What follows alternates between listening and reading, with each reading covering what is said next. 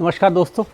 जितना खूबसूरत ये पीछे का नज़ारा है उतना ही खूबसूरत जो है वो आज का टॉपिक होने वाला है। और हमने आज जो बात करनी है वो बात हमने करनी है सांख्य योग के बारे में। और अगर आपका अटेंशन स्पैन कम है या अगर आपको ऑलरेडी इस टॉपिक पे इंटरेस्ट नहीं है तो मैं आपको रिकमेंड करूँगा कि आप इसको स्किप कीजिए।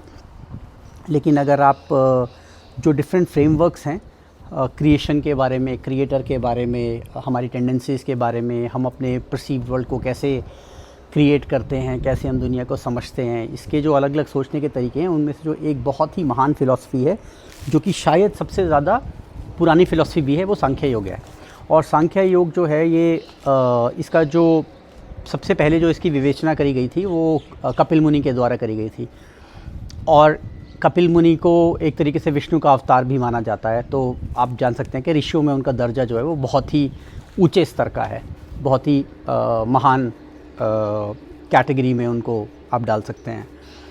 सांख्य योग का जो पूरा का पूरा फ्रेमवर्क है, अगर आप देखेंगे तो बुद्धिस्ट फ़िलॉसफी के अंदर आपको बहुत ज़्यादा इसके पैरेलल्स मिल जाएंगे। और हमने शायद एक वीडियो में डिपेंडेंट ओरिजिनेशन की बात करी थी और उस वीडियो में बात करते हुए मैंने जैसे आपको बताया था कि उसमें जॉन लॉक वगैरह के कॉन्सेप्ट्स के साथ सिमिलैरिटीज़ थी।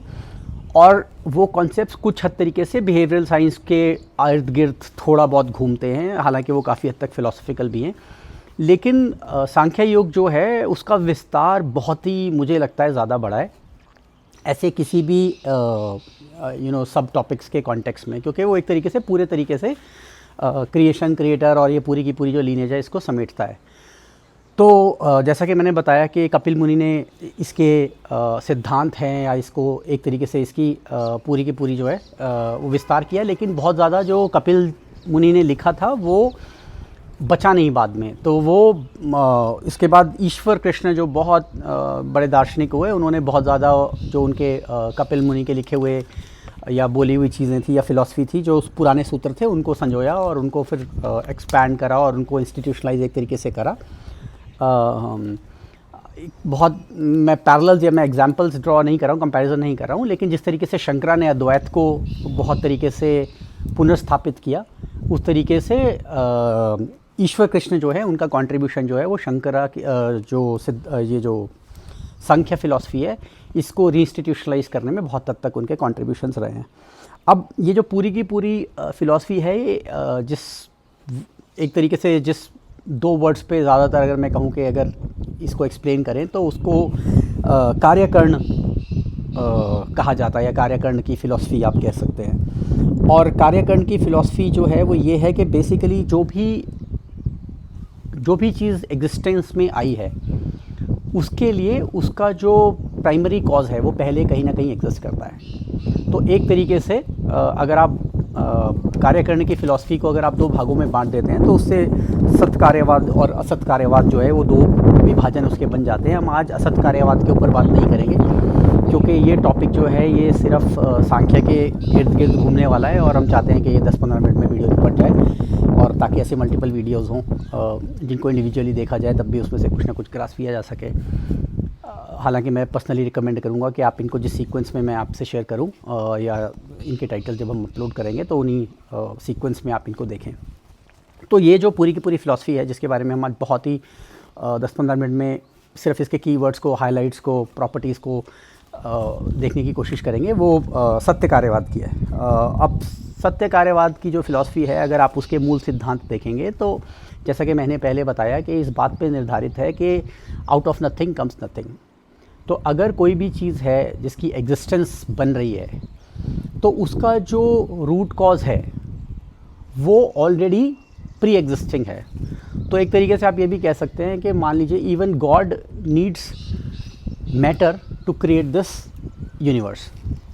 तो एक तरीके से अगर आप देखें तो ईश्वर जो है वो निमित्त है, he is the creator, he is the doer. लेकिन वो जो क्रिएट कर रहा है उसको पूरे यूनिवर्स को क्रिएट करने के लिए भी ईश्वर को, गॉड को कुछ मैटर की ज़रूरत है जिसको लेकर के फिर वो कुछ बनाएगा। एक तरीके से जैसे कि कुम्हार है, अगर वो मिट्टी से मटका बना रहा है तो कुम्हार जो है वो निमित्त है, लेकिन उसको पहले वो मैटर चाहिए जिसको लेकर के, मिट्टी को लेकर के वो उससे कुछ क्रिएट करेगा। और इसी बात को आपने ऐसे भी शायद सुना होगा कि हर चीज़ जो है जो होने वाली है वो एक तरीके से पहले सूक्ष्म रूप में उसकी उपस्थिति जो है वो पहले से होती है। जैसे कि मान लीजिए कि अगर कोई आम का पेड़ है तो जो बीज है या आम की जो गुठली है उसके अंदर वो पेड़ का एवोल्यूशन ऑलरेडी प्री डिटरमिन्ड है, उसके अंदर पहले ही वो उसका प्राइमल कॉज है, या कह लीजिए कि वो अगर वो जो इस तरह से पेड़ का विस्तार होगा उस वो ऑलरेडी उस गुठली में छुपा हुआ है। तो एक तरीके से उस गुठली के अंदर ही वो पेड़ जो है वो सूक्ष्म रूप से व्यापित है। तो ये जो है ये एक तरीके से इसका फंडामेंटल कॉन्सेप्ट है। और प्रकृति के बारे में अगर थोड़ी सी बात करी जाए जो कि सत्य कार्यवाद के अंदर बहुत ही इम्पॉर्टेंट स्टार्टिंग पॉइंट है। प्रकृति, अब जैसे प्रा मतलब पहले और कृति मतलब कॉज, तो जो मैंने अभी बात बोली एक तरीके से उसी को प्रकृति कहा गया है। लेकिन अब हम आमतौर पे जब हम बात करते हैं तो हम बोलते हैं प्रकृति का मतलब है ये पेड़ पौधे और पशु पक्षी जानवर वगैरह। सांख्य में प्रकृति इसको नहीं कहा गया है। सांख्य में प्रकृति का मतलब है वो मूल सिद्धांत जिनसे ये सारी चीज़ों का सृजन हुआ है, ये सब उत्पन्न हुई हैं। तो प्रकृति का जो नेचर है वो जड़ है और वो चेंज नहीं होती। तो इसका कहने का मतलब ये है कि अगर कोई बहुत ज़्यादा मैटर है तो मैटर जो है वो अपने आप से खुद को चेंज नहीं करता, it just lies there and it never, it is what it is, right. So for example जिसको एक तरीके से ये भी कहा जाता है कि it can not be created और destroyed, it can only be transformed. So जो पूरी की पूरी सत्य कार्यवाद की फ़िलॉसफी है संख्या के अंदर, वो इस बात को मानती है कि there is almost no such thing like creation, there is only evolution, because something pre-exists and because something pre-exists things are evolving and changing because of that. तो अब वो चेंज का प्रोसेस क्या है और वो कैसे सीक्वेंशियली होता है हम उस पर थोड़ा सा डिटेल में जाएंगे। लेकिन अगर आप फंडामेंटली अगर आप बोलें out of nothing comes nothing, और अगर कोई चीज़ आई है तो उसका जो एवोल्यूशन हो रहा है वो फंडामेंटली ऐसा नहीं है कि कुछ अगर 10 चीज़ें हैं तो कोई 11वीं चीज़ नहीं बन रही है, वो इन्हीं चीज़ों के कॉम्बिनेशंस में और चीज़ें बनती जा रही हैं। तो एक ऐसी चीज़ है मूलतः जो कभी चेंज नहीं होती या जो एक ही तरह की है, या जिसको जैसे आप फॉर एग्जांपल आप कहें कि अगर आप केमिस्ट्री में जैसे एलिमेंट्स पढ़ते हैं तो हाइड्रोजन है, वो अर्थ पे भी हाइड्रोजन है, वो वीनस पे भी हाइड्रोजन है, लेकिन उसके कॉम्बिनेशंस जो हैं वो अलग अलग तरह के मॉलिक्यूल्स एंड देयरफॉर अलग अलग तरह के कंपाउंड्स, और उसके बेसिस पे बाकी के ऑब्जेक्ट्स जो हैं वो क्रिएट होते रहते हैं। तो एक तरीके से आप उस तरीके से इसको समझने की कोशिश कर सकते हैं। अब जो प्रकृति है, क्योंकि वो सिर्फ मैटर है, तो प्रकृति के अंदर एक पोटेंशियलिटी है, इट कैन क्रिएट थिंग्स, लेकिन प्रकृति का अपना कोई इंटेंट नहीं है। तो प्रकृति जो है वो कोई चीज़ बनाना नहीं चाहती, या वो नहीं चाहती, उसका कोई ऐसा अपनी उसके अंदर ऐसी कोई टेंडेंसी नहीं है कि वो चीज़ों को क्रिएट करे। तो फिर ये क्रिएशन प्रकृति से निकल करके कैसे आता है इसके ऊपर हम बात करेंगे। लेकिन आप फंडामेंटली ये समझ लीजिए कि प्रकृति है वो जड़ है, और प्रकृति जब जड़ है तो जब वो अपने मूलभूत फॉर्म में एग्जिस्ट करती है तो वो 3 चीज़ों का एक संभाव है, या 3 गुण जिसको कहा जाता है वो त्रिगुणात्मक है। और वो जो 3 गुण हैं वो हैं सात्विक, राजसिक और तामसिक। अब यहाँ सात्विक जिसको लाइट या वाइट कलर से भी रिप्रेजेंट किया जाता है, तामसिक जिसको आप डार्क मैटर कह लें या जिसको आप ब्लैक कलर से डिनोट किया जाता है, और राजसिक जो है वो टेंडेंसी है जो मूवमेंट क्रिएट करती है, जो चीज़ों को चलायमान करती है, वो चंचल है उसकी प्रवृत्ति। तो जो राजसिक चीज़ें हैं वो और सात्विक और तामसिक चीज़ें जब अपने समभाव में थी तो प्रकृति पहले इस प्रकार से बस पड़ी हुई थी, वो कुछ कर नहीं रही थी, उसका कोई इंटेंट नहीं था, उसके अंदर सिर्फ पोटेंशियलिटी थी, उससे चीज़ें बन सकती थी। लेकिन ये जो मटेरियल वर्ल्ड है इसको बनाने की उसकी अपनी कोई इंटेंशन नहीं थी। तो फिर ये जो प्रकृति है, क्योंकि ये तीनों इन गुणों का एक समभाव था, तो इसके अंदर किसी भी तरह की कोई भी अगर आप कहें तो शेप्स, फॉर्म्स या इस तरह की जो चीज़ें थी, या गुड बैड अगली, या ये सब डुअलिटी या ऐसी जो चीज़ें थी, या जिसको हम कहते हैं कि कोई भी ऐसी चीज़ नहीं थी जिसको आप कहें कि ये इसकी सत्ता है, क्योंकि ये हर जगह व्यापक थी और हर जगह ये एग्जिस्ट कर रही थी। तो अब इसमें से क्रिएशन निकल करके कैसे आई, जिसको हम कहते हैं, जो हमने देखा वर्ल्ड या जो परसेप्चुअल वर्ल्ड है, वो फिर कहाँ से क्रिएट हुआ, और वहाँ पे प्रकृति के साथ जो दूसरी चीज़ जो एग्जिस्ट करती थी, जो इस जड़ विस्तार को एक तरीके से चेतन कर देती, वो था पुरुष।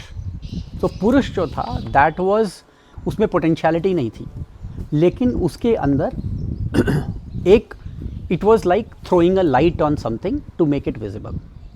तो जो चेतना है, जब आप वो चेतना इस जड़ पे पड़ी, तो उसकी वजह से ऑब्जेक्ट्स, शेप्स और फॉर्म्स जो हैं वो निकल करके आने लगी।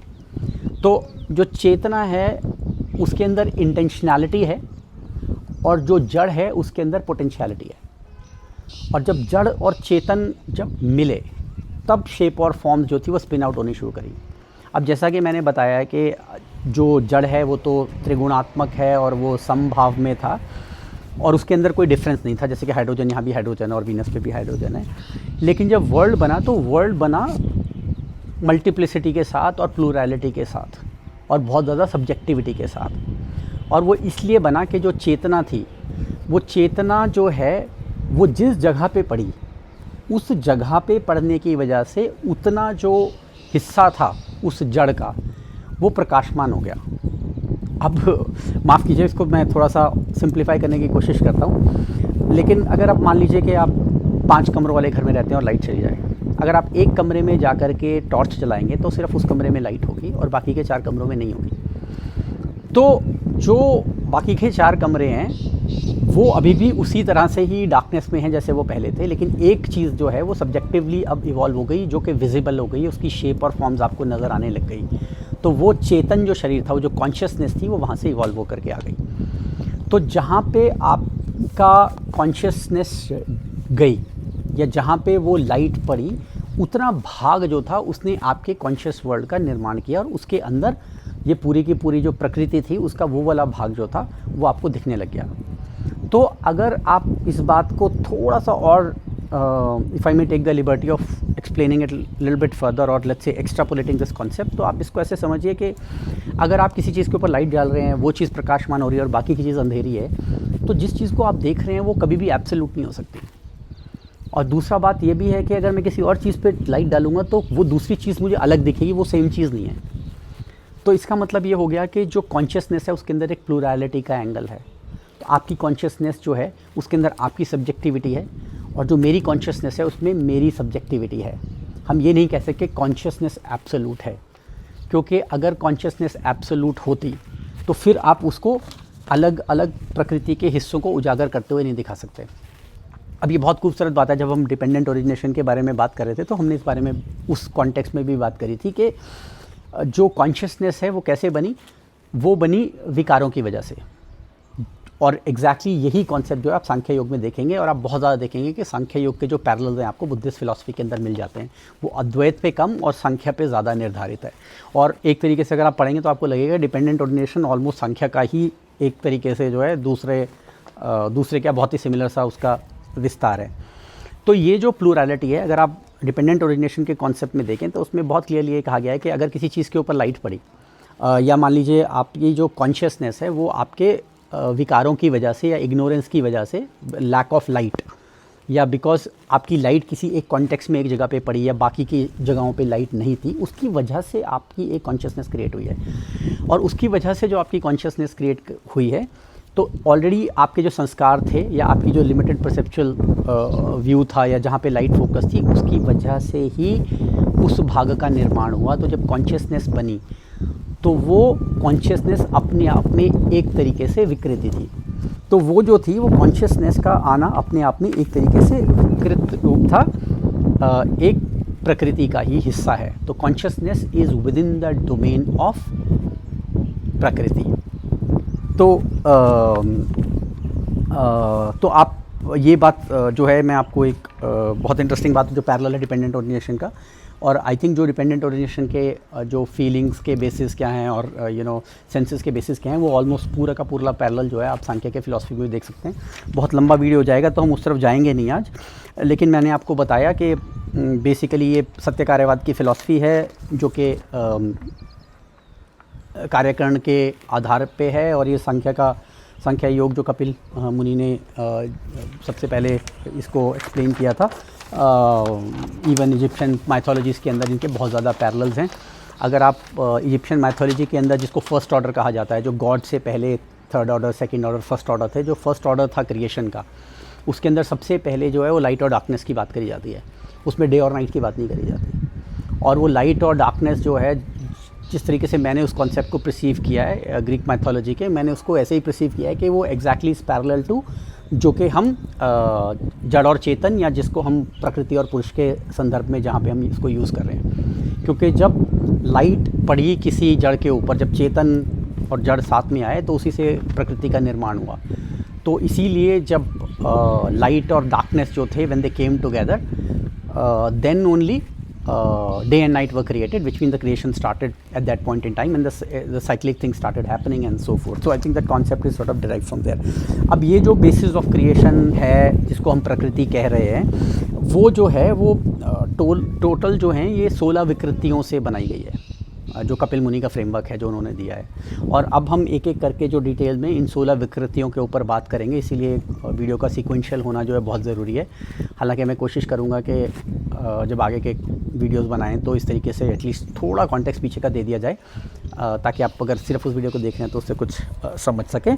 लेकिन इसके अंदर किस तरीके से जो महत्व है, जो वास्टनेस है, that is one area that we will discuss. और बाकी के जो इसके हैं कि किस तरीके से फिर उससे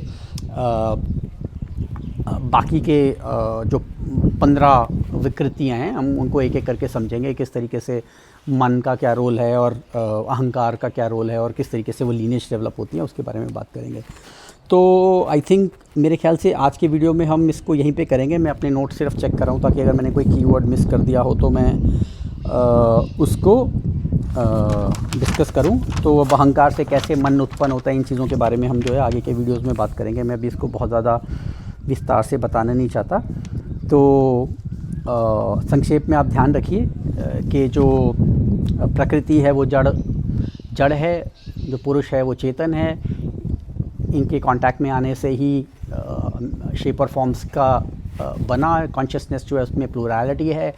जो जड़ है उसकी कोई, उसमें सिर्फ इंटेंशनैलिटी है, और जो कॉन्शियसनेस है उसके अंदर जो कॉन्शियसनेस है उसमें इंटेंशनैलिटी है, और जो जड़ है वो सिर्फ पोटेंशियल है, उसमें पोटेंशियलिटी है। और जो कॉन्शियसनेस है वो एक तरीके से दृष्टा है, वो ऑब्ज़र्व करता है, वो अल्टीमेटली ऑब्ज़र्व करने के बाद वो उससे कुछ क्रिएट करना चाहता है, वो अवेयरनेस है उसमें खुद की। लेकिन मटेरियल्स के अंदर उसकी अवेयरनेस नहीं है। तो हम आज के वीडियो को यहीं रोकते हैं। सुनने के लिए धन्यवाद। I hope the gadgets have been working fine, and I hope you like the background. Thank you very much. God bless you. Happy Sunday.